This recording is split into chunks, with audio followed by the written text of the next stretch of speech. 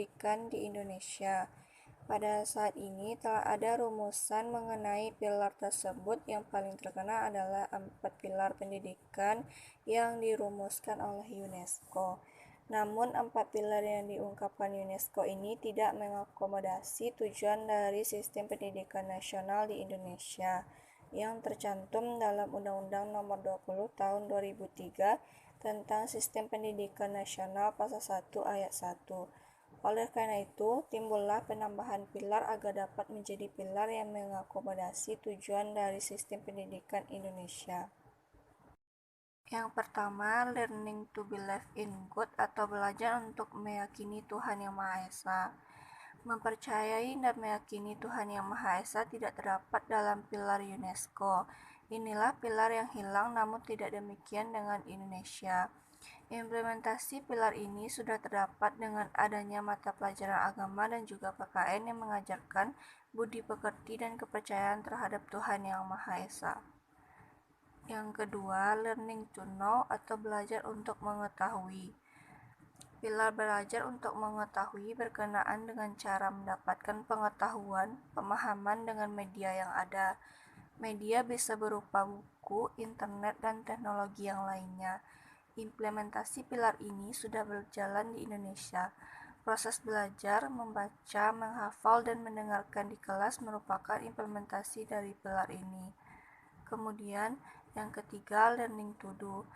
Pilar ini belajar untuk melakukan atau bekerja, merupakan upaya untuk senantiasa melakukan dan berlatih keterampilan untuk keprofesionalan dalam bekerja, sehingga dapat memenuhi tuntutan kerja yang ada di masyarakat.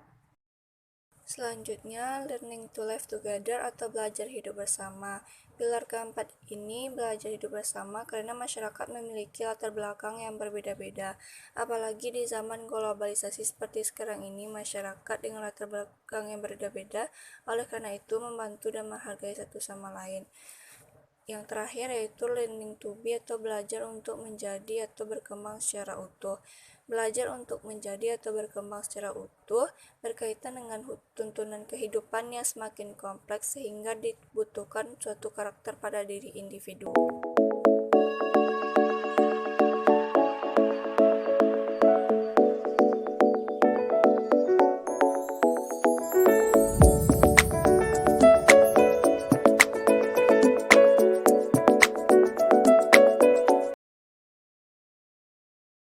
Yang pertama, teori kecerdasan intelektual atau IQ.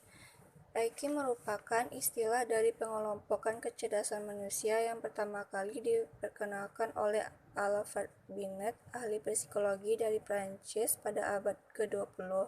Kemudian Lewis Terman dari Universitas Stanford berusaha membakukan tes IQ yang dikembangkan oleh Binet dengan menggampangkan norma populasi, sehingga selanjutnya tes IQ dikenal dengan tes Stanford-Binet. Kecerdasan intelektual merupakan kecerdasan tunggal dari setiap individu yang pada dasarnya hanya bertautan dengan aspek kognitif dari setiap masing-masing individu tersebut. Karakteristik orang-orang yang memiliki IQ tinggi yaitu yang pertama berpikir secara logis, kemudian yang kedua rasional, yang ketiga sistematis.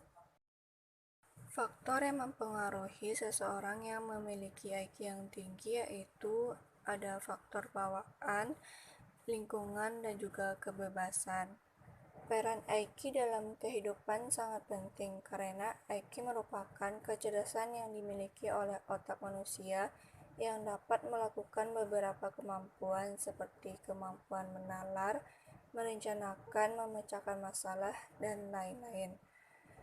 Tips meningkatkan IQ yang pertama yaitu makan secara teratur, yang kedua istirahat yang cukup, dan yang ketiga selalu berpikir positif. Adapun tingkatan IQ yang pertama adalah idiot dengan IQ 0 sampai dengan 29. Yang kedua imbecile dengan IQ 30 sampai 49. Yang ketiga moron dengan IQ 50 sampai 69. Yang keempat IQ dual dengan IQ 70 sampai 79. Yang kelima, ada norma rendah dengan IQ 80-89. Yang selanjutnya, normal sedang dengan IQ 90-109. Lalu normal tinggi IQ 110-119. Yang kedelapan yaitu tingkatan IQ superior dengan IQ 120-129. Kemudian sangat cerdas dengan IQ 120-129. Dan yang terakhir yaitu jenius dengan IQ 140 ke atas.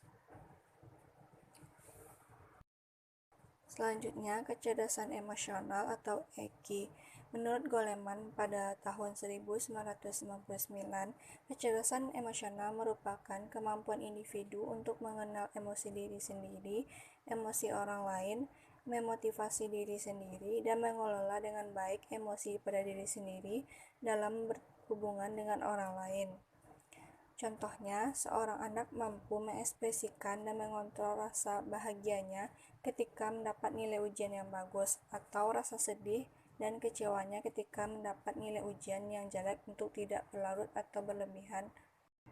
Karakteristik orang yang memiliki IQ yang tinggi yaitu yang pertama, berempati, yang kedua, mengungkapkan dan memahami perasaan orang lain, yang ketiga, mengendalikan amarah, lalu kemandirian. Tips meningkatkan EQ. Yang pertama, pahami dan rasakan perasaan diri sendiri. Yang kedua, selalu mendidik agar anak dapat bertahan dalam situasi sulit. Yang ketiga, hadapi dunia luar tanpa rasa takut. Dan yang terakhir, berusaha untuk memecahkan masalah sendiri. Yang terakhir yaitu kecerdasan spiritual atau SQ.